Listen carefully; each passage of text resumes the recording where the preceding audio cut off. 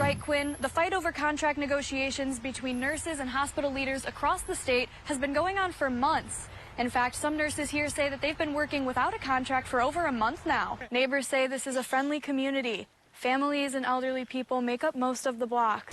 Lake Superior's rip currents can be dangerous and unpredictable, so it's vital to have lifeguards on watch who know what to do in the case of an emergency. I certainly can't complain much about my job out here today. It's estimated that 3,500 people are going to be joining us here at Bayfront tonight for Country Jam, and this is just the beginning.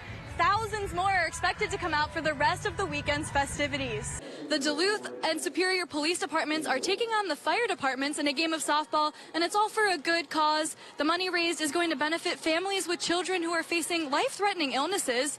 The whole evening has been put on by the Northern Lights Foundation, and joining me now is Executive Director of the Northern Lights Foundation, Dr. Ken Larson. And as a reminder, they will be out here until 7 o'clock, so you do have some time to come join us if you'd like to grab some food or take a jump in the bounce house. Paul, back to you. That sounds fun. All right, Nora. Ely's beloved end-of-the-road radio station, WELY, may be reaching the end of its road by June 1st, unless a last-minute buyer emerges. KBJR6's Nora McKeown hears from longtime employees about why this loss would be so devastating for the community. This is the radio station at the end of the road, but it's not a dead end. It's as lively as a polka in Ely, Minnesota. Founded in 1954, local radio station WELY has been a staple in Ely, but those decades on air could soon be coming to an end. There's a lot of interest in people who want to see it survive and thrive. Brett Ross has worked at the station since he moved to Ely in 1998. Literally within 2 days of moving here, I was on the air. Back then, his job was to DJ for the night shift, but these days, there's not much he doesn't do. I've had a lot of just acoustic artists that come in with just a guitar and play. After pouring so much into WELY, Ross is heartbroken as the station faces financial hardships.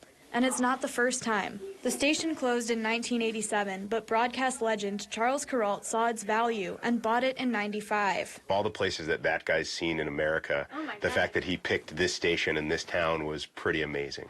Ross says a small community like Ely has the greatest need for the services and programming they provide here at WELY.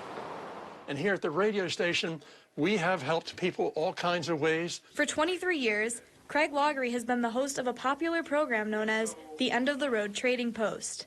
Good morning, another wonderful morning, a wonderful morning indeed to be here in Ely, Minnesota. He gets emotional at the thought of losing the gig he loves so much. I don't know. I don't know if I can not work. Despite an uncertain future, listeners are confident they'll be able to turn on 94.5 for years to come. There's so much potential here that I feel like there is a future for WELY once it gets past this point. I hope you can tune in. You're listening to WELY 94.5, End of the Canoe Radio.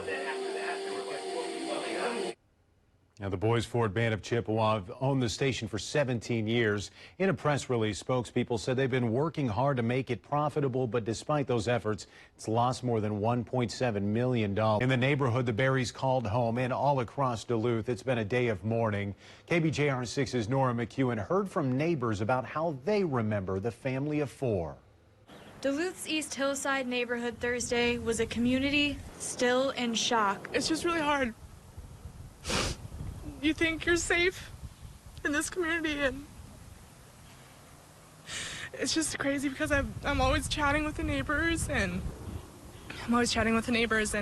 everyone's chatty, and I always talk to the neighbors over there. Neighbors say this is a friendly community. Families and elderly people make up most of the block. Really, I mean, this is a really nice street. It's a nice area. Molly Seebach also lives in the neighborhood and says 2 weeks ago, the Berries were part of a group playing and watching a football game in the street. Everyone was cheering them on. It was a really nice day. And so all of the neighbors were out, and they kind of felt like stars because everyone was watching them. And it was just like really friendly, and I was proud, to live here. Seebach says Sean Berry often helped out his neighbors without being asked. He's really nice. He's always snowblowing for people, and they watch my kids play football. And some have already started laying flowers outside of the home where the Berries lived. It blows my mind that something like this even happened in Duluth, something this horrific, let alone on my block. Members of an already tight-knit neighborhood now comforting one another in the wake of an unimaginable tragedy. At this time, we haven't heard of any plans for laying the family to rest.